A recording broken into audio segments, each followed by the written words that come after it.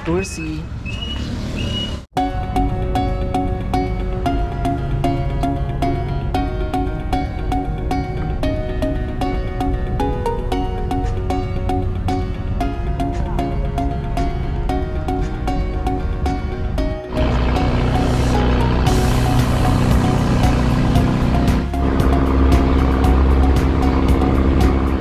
We're here at our first stop dito sa aming Tursi, Panbasi. Tursi, ang Kadlaw Lagoon.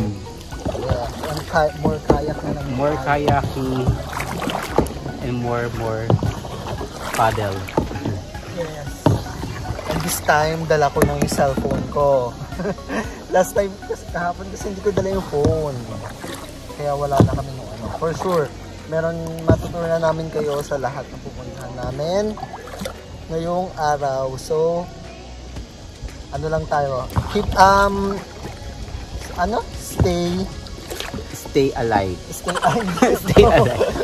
Ayun, namiso pala siya. Ayan, yung Tursi Lagoon. Paikot lang siya, hindi katulad dun sa Big Lagoon na mahaba na diretso. Ito parang pabilog lang siya, isang malaking oval. Yes. Napiikot ka lang. Hindi ka kasama sa video. Ayan, ito kasama na ako. Yun, so yun lang. Maliit lang tong Kadlaw Lagoon, unlike dun sa Big Lagoon na una naming pinuntahan kahapon. From the word itself, Big Lagoon.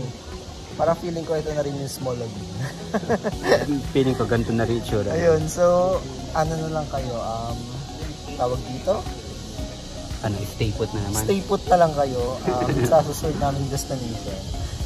Hindi pa namin alam kung anong next namin pupuntahan pero just to quick hindi ata kami matutuloy sa Matinloc. Pero hindi pa yun sure, so huwag na muna natin pangunahan. Yes. And feeling ko makikita nyo na yung Secret Lagoon kasi sabi daw ni Kuyang tourist guide is baka makapunta raw tayo ngayon. And nakapunta na kami kahapon, yun nga lang wala kaming video or wala kaming picture. So mamaya na lang. Bye.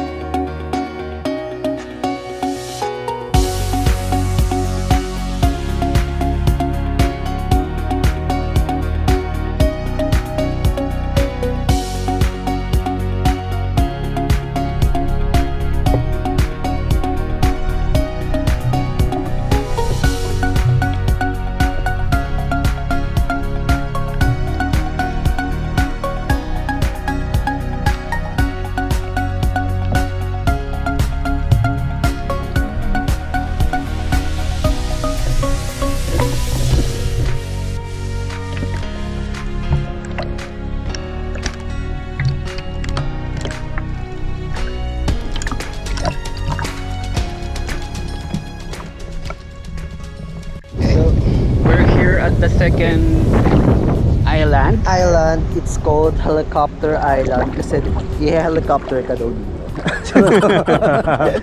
This is the snorkeling area. After this magla-lunch na kami after this. Hindi ko sure kung anong next naming island na pupuntahan pero dito magpapa-helicopter muna ako. Yan. So as of the moment, wala pang masyadong isda. Wala siguro kami dalang pagkain. Hindi sinabi ni Kuya dapat nakapagluto kami kanina. Charot! Tapos wala din masyadong corals. Meron corals pero hindi siya parang hindi ganun ka-boom. Ganun kadami. Unlike dun sa una namin pinuntahan kahapon, sobrang daming coral and then sobrang daming fish. siguro ito is one of the snorkeling area lang dito sa El Nido. Siguro marami pa. Tomorrow naman is another day. So baka bukas namin malaman yung yung kung sino talaga yung pinaka the best na snorkeling area. Tour A, Tour B, or Tour C. Ano ba yung kukunin natin? Baka B. Baka B ang kukunin namin. So nag-enjoy lang kami dito. So watch nyo lang. Hanapin namin dito yung Tampal Puking. Gusto nyo ba yun? No, it's called flounder. Flounder fish. And baka meron ditong buhaya.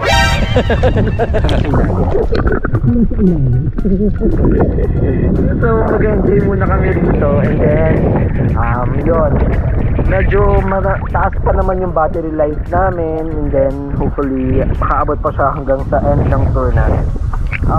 Okay.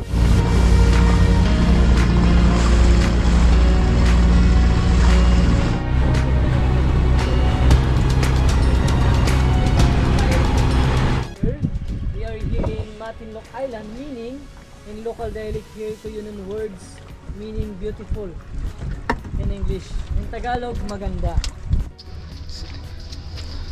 Third island, ang Matinloc Island dito sa Tour C namin. So dito kami nag-lunch with our pack lunch. Yes, and ano lang tawag dito? Just to be clear lang guys, yung mga nakikita nyong post sa TikTok na may mga buffet lunch, hindi na ata sila naggaganon 2 months ago. 2 months na raw. Ayun yung sabi ni Kuya. So ewan ko lang.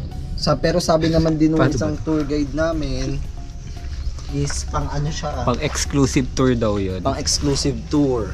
Ang kami is lang. Joiners.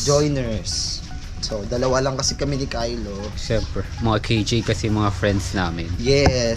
Shout out sa mga backliners na mga may hirap, mga hampas lupa. May mga priority daw kasi sila sa buhay. May mga priority sila sa buhay. Na hindi kami kasali, hindi kami priority. Ayun, so walking by the beach lang kami. Yeah. Ganda naman siya, yun nga lang marami talaga siyang seagrass. Matinloc Island, di ba? Hindi, Matinloc Island. Iba yung Matinloc Shrine. Pero nandito yun siguro sa part na to. Oo. Tapos, pakita mo lang sa kanila pa yung seagrass. May trivia about dun sa ngayon daw kasi good weather daw kasi, kaya maano pa yung mga seagrass. And pag medyo masama daw yung panahon, naaalon daw sila. So nagiging clear tong na to, part na to. Oh, seagrass. Anong tsura ng seagrass?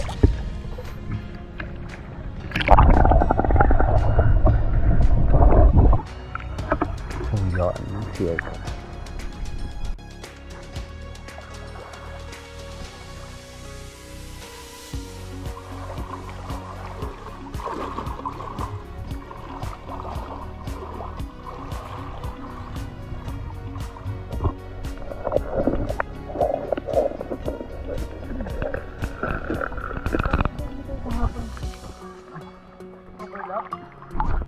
Alright everyone, welcome here to our fourth destination, Nonsur. We are here in Hidden Beach, entrance part of the Hidden Beach, still part of Matinloc Island. Activity here, ma'am sir, is only picture taking, sightseeing, and then swimming if you want to.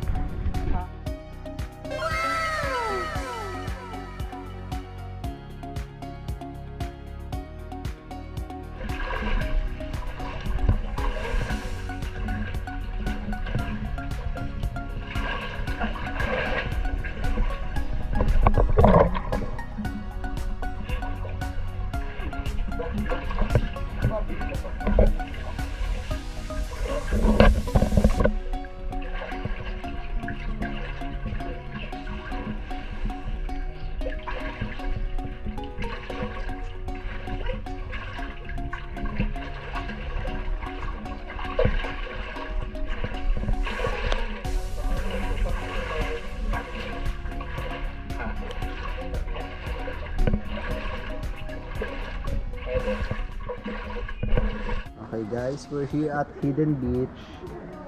Dito raw, ito yung aming fourth stop. Meron daw ditong clownfish, si Nemo. So may kita natin, Finding Nemo tayo ngayon. Huh? So hidden talaga siya and maganda yung rock formation niya. And then, medyo marami lang pa. Yan.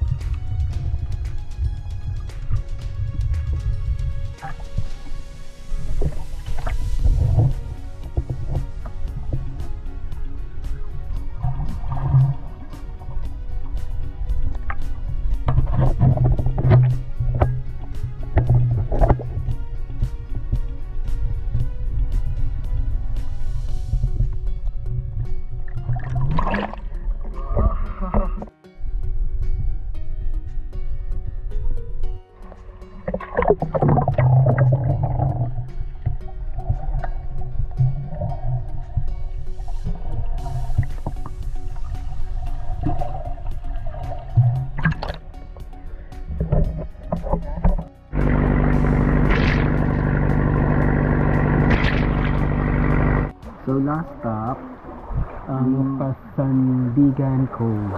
Pasandigan Cove, pero part din daw siya ng Kadlaw Island. So ito na yung last stop namin for Tour C. And we're done for today. And we're here hanggang to chill, to relax, to swim. Tapos na yung snorkeling, tapos na yung kineme. Tapos na si Nemo. Si Nemo dun sa bago to. Ayun. Sa another drone shot naman yun. Ay ano pala, GoPro shots. Tapos dito kami for 30 to 40 minutes and then we're going back to the town proper of Ermida. So mag-swim muna kami and hindi na kami magbibideo ng mga underwater shots kasi meron na naman kami sa mga ibang island. Saka meron pa kami for tomorrow. Baka manawa na kayo. So, see you na lang guys pag nasa island, ay nasa town proper na kami. Bye!